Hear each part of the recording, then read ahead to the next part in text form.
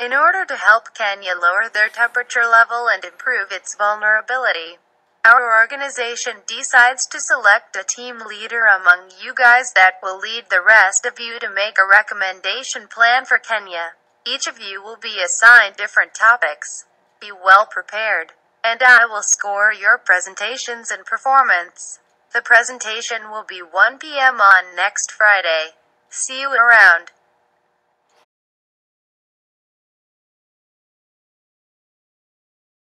Hi, this is Yao Chen. I'm going to talk about vulnerabilities and opportunities of Kenya. The vulnerabilities have three main parts: hazard, exposure, and sensitivity. The first vulnerability I want to talk about is floods. For the hazard, global warming leads to rainfall which causes floods in Kenya. For the economic dimension, roads, farms, and automobiles would be destroyed. For the cultural damage of culturally food, spices, and plants. Exposure, Lake Victoria, Tana River, drainage basin, and coastal settlements. For the social dimension, infrastructure damage ruins people's shelters. Sensitivity, government's ineffective actions and long wait time would further cause frustration in society. The second vulnerability I want to talk about is disease. Hazard, longer warm period help mosquitoes breed diseases. For the political dimension, citizens rebound due to government's impractical actions. Exposure, people live or work outdoors are more exposed to mosquitoes. For the social dimension, children and babies are more likely to be exposed because of their low immune systems. Sensitivity, governments would have to cost more on developing people's health insurance and technology. The third vulnerability I want to talk about is droughts. Hazard, extreme climatic events increase droughts which would occur every 3 to 4 years. For the ecological dimension, living organisms would die of water scarcity. Culture, people are moving to find other water sources. Exposure, farmers live near agricultural areas are likely to be exposed to droughts, so does wildlife. Economical, crops dying leads to economic loss. For the social dimension, people need water to survive. Sensitivity for cultural dimension, people immigrate to find the food source. For economical, government would have to cost more to deal with damage caused by droughts. Then another vulnerability I want to talk about is forest fire.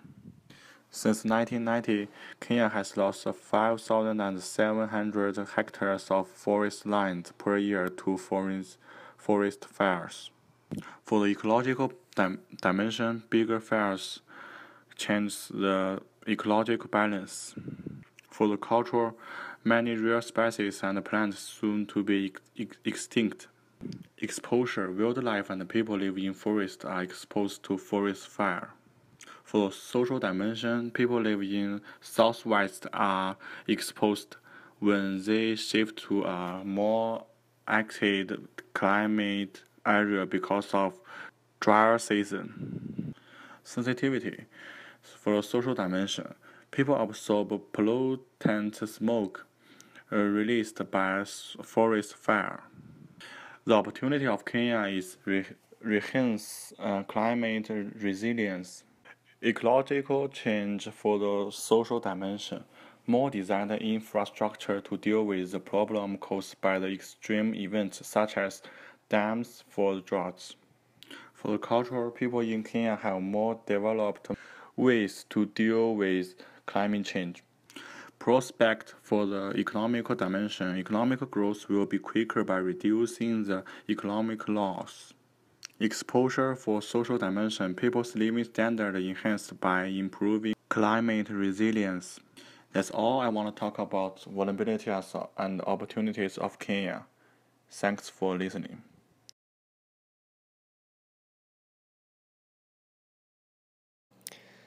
Hi everyone, this is Yuju, and I'm going to be focusing on Kenya's involvement in fossil fuel production and use, also about deforestation.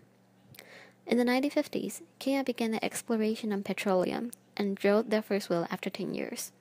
In 1986, the petroleum exploration and production legislation in Kenya was revised to provide suitable incentives and flexibility to attract international exploration interests in the country.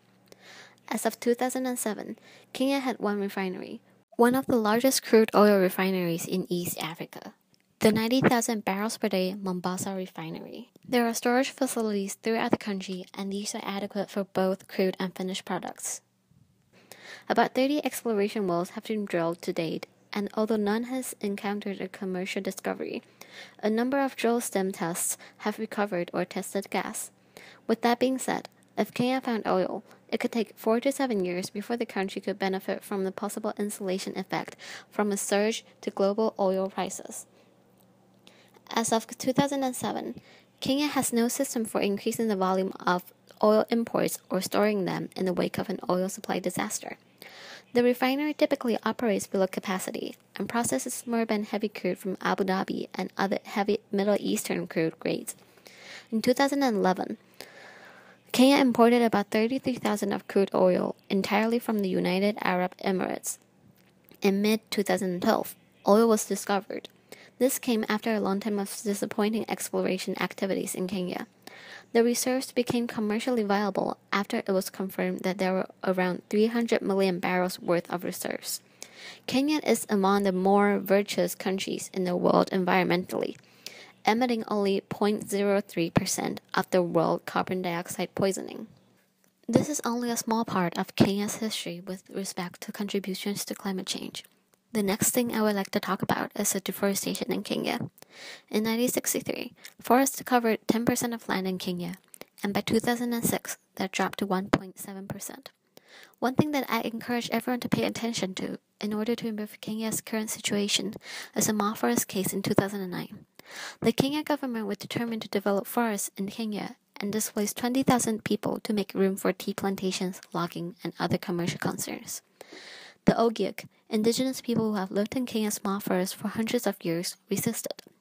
The Ogiek want the government to enact an Ogiek Land Act and review Kenya's Forest Act to give the Ogiek the right to inhabit the forest, conserving it on behalf of their children as they always have. This is still a serious case even till now.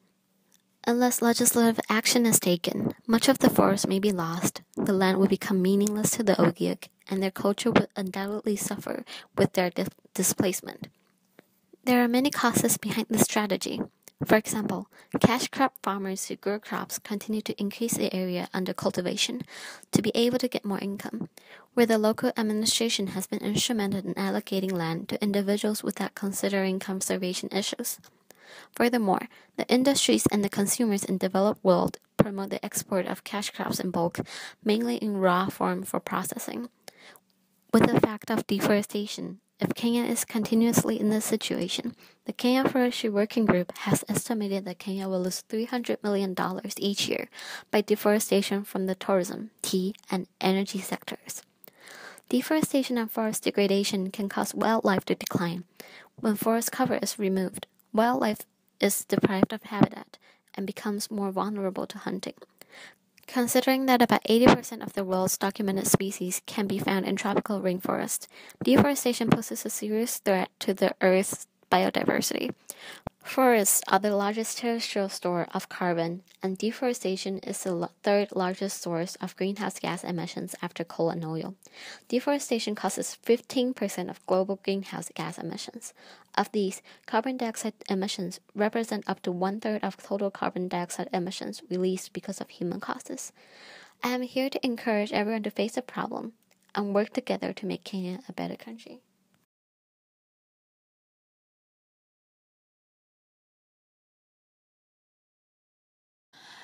Hi, I'm Jianing Zhang. First, I would like to talk about dominant lifestyles in Kenya.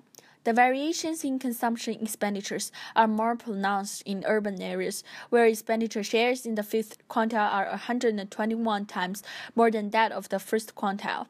About 47% of the Kenyan households use charcoal, and the agriculture and forestry are the largest emitters in Kenya.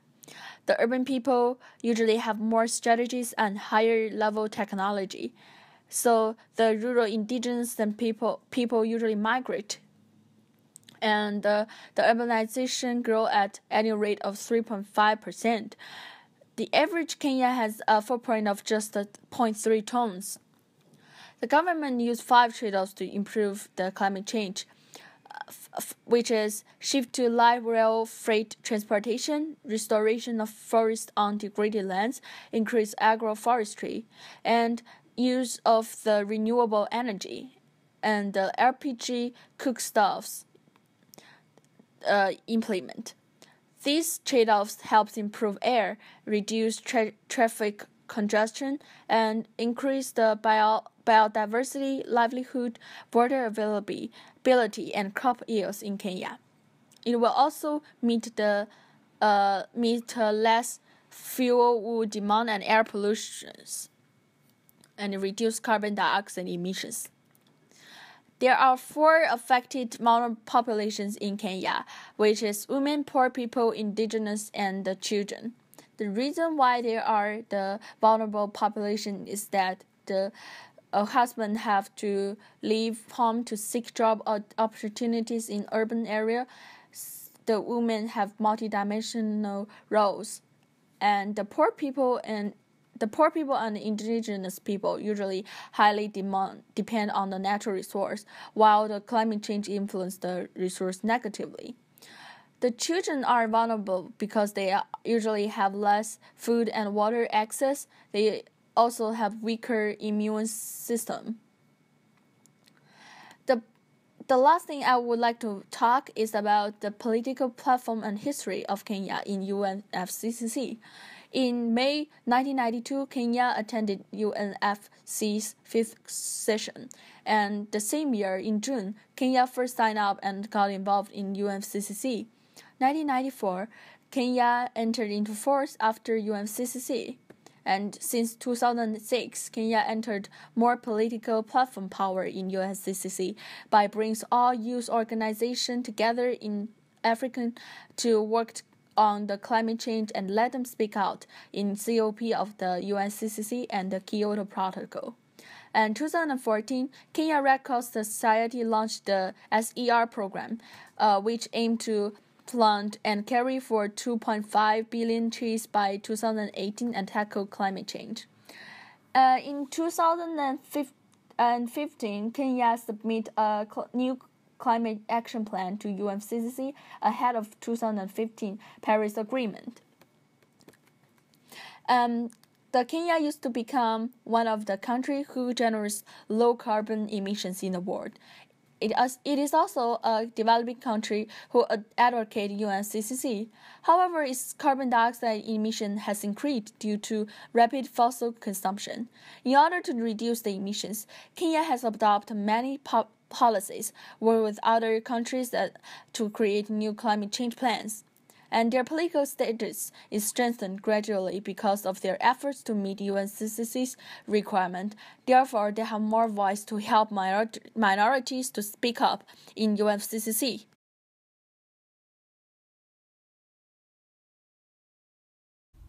Hi, this is Ling Xuan. I have 5 involvements of Kenya.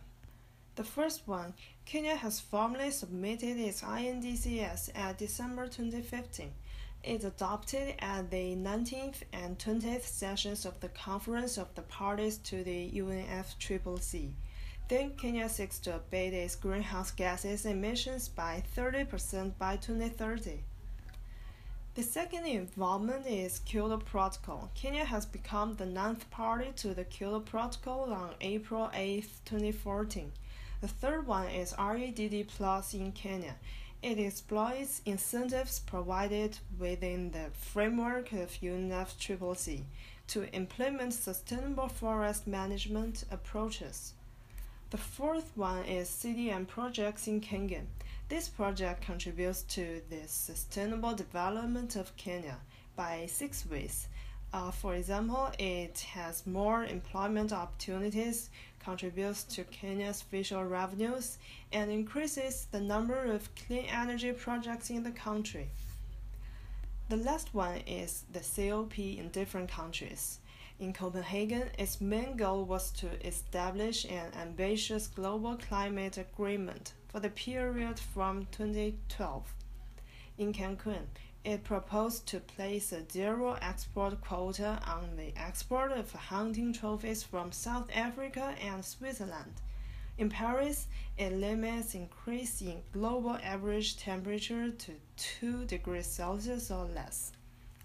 For the historical context, in 1992, Kenya had first involved in UNFCCC, but it was bearing the brunt of climate change impacts and the associated social-economic losses.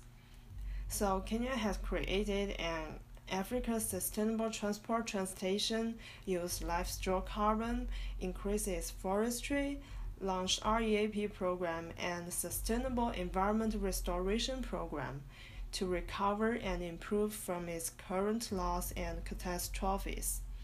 Then Kenya seeks to abate its greenhouse gases emissions by 30% by 2030. Most recently, Kenya has published over the 3 national strategies on climate change. As a result of the previous actions, 44,000 women and children were out of extreme poverty. 60,000 trees per year were saved. Deforestation was slowed, bringing economic benefits of 188 million per year, and 4.5 million people have access to safe drinking water. Good job, guys. You've all brought up critical issues about Kenya which should be concerned.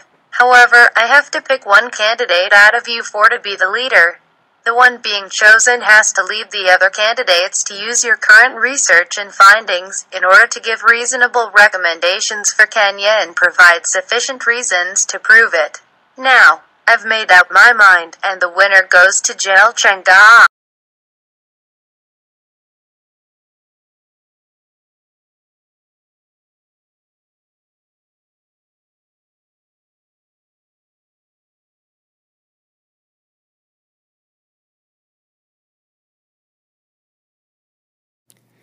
As for recommendations we have for Kenya, we decided to control the consumption of fossil fuels, in which incremental approaches are estimated to be capable of reducing emissions by up to about 25% over a several-year period. NCCAP reports that emissions from the vehicle population were equivalent to 6 million tons of carbon dioxide, or 10% of national emissions, and these emissions are expected to rise to an estimated 19% of total emissions by 2030. Therefore, we suggest to offer Kenya with incremental vehicle technology options, such as operating on diesel fuel or hybridizing the combustion engine with an electric motor and battery system, which can reduce GHG emissions to about 57 to 65% of the emission levels expected from future gasoline vehicles. Furthermore, from researchers, we also found out that faster journey times and reduced acceleration, resulting from fewer stops and signal priority, have been shown to reduce fuel consumption. Using data from the 2001 National Household Survey and emissions data from the Department of Environmental Protection and the Energy Information Administration, it was concluded a BRT system provides the greatest decrease in CO2 emissions when compared to light rail. The 40-foot CNG buses used in the BRT system exceed light rail CO2 reductions by approximately 300%. The second recommendation. On 2015, Kenya was recommended to swap firewood for sawdust and briquettes. By improving efficiency in Kenya's forestry sector, the city can see a reduction of up to 27% of CO2 levels in greenhouse gas emissions.